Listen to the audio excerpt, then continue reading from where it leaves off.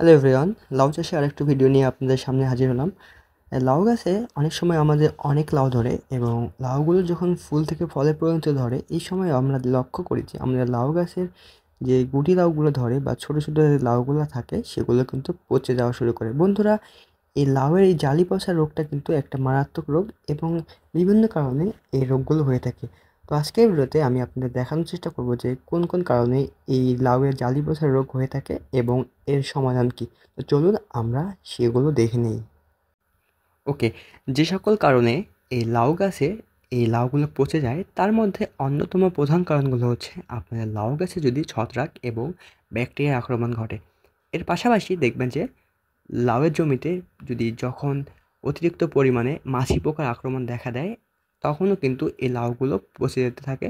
এবং এর পাশাপাশি যদি আপনাদের এই লাউ গাছের জাপ পোকা বা দেখবেন যে লাউগুলো যখন ফুল থেকে ফলে পরিণত হতে শুরু করে, অর্থাৎ ছোটো লাউয়ের গায়ে কিছু পরিমাণে সাদা সাদা পোকা দেখা দেয়, এই সকল পোকার কারণেও কিন্তু এই লাউ গাছের এই লাউগুলো পচে নষ্ট হয়ে যেতে পারে।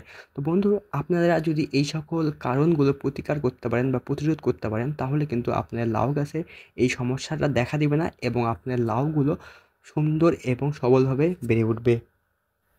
আমাদের জমিতে আমরা ছত্রাক বা ব্যাকটেরিয়া দমন করার জন্য অবশ্যই কপার অক্সিক্লোরাইড প্রতি লিটার পানিতে 2 গ্রাম, অথবা আমরা ম্যানকোজেব প্লাস কার্বনডাজিম গ্রুপের যে ছত্রাকনাশক পাওয়া যায় সেটাও প্রতি লিটার পানিতে 2 গ্রাম, এবং সেই সাথে অবশ্যই আমরা পোকা দমন করার জন্য অ্যামাবেক্টিন বেঞ্জয়েড গ্রুপের যে ওষুধ পাওয়া যায় সেটা প্রতি লিটার পানিতে 1 গ্রাম।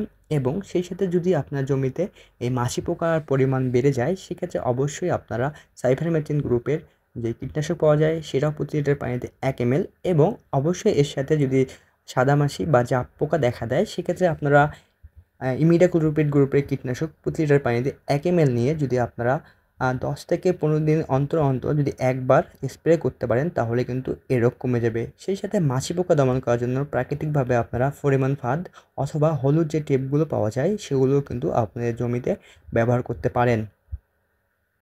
সবচেয়ে ভালো ফলাফল পাওয়ার জন্য এই ওষুধগুলো যদি আমরা প্রতি সপ্তাহে একবার ব্যবহার করি, সেক্ষেত্রে কিন্তু সবচেয়ে বেশি কার্যকরী হবে।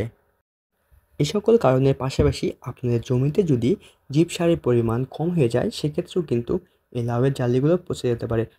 তাই আপনারা অবশ্যই প্রতি গাছ প্রতি বা মাদা প্রতি অবশ্যই 100 থেকে 120 গ্রাম এই জীবসার প্রতি 15 থেকে 20 দিন অন্তর অন্তর, অথবা আপনারা যখন আপনার জমিতে সার প্রয়োগ করবেন, সেক্ষেত্রে অবশ্যই প্রতিবারই এই জীবসারগুলো 100 থেকে 120 গ্রাম পর্যন্ত যদি আপনার জমিতে প্রয়োগ করেন, তাহলেও কিন্তু এই লাউয়ের এই গুটি পচে যাওয়ার রোগ অনেকাংশে লাঘব হয়ে যাবে।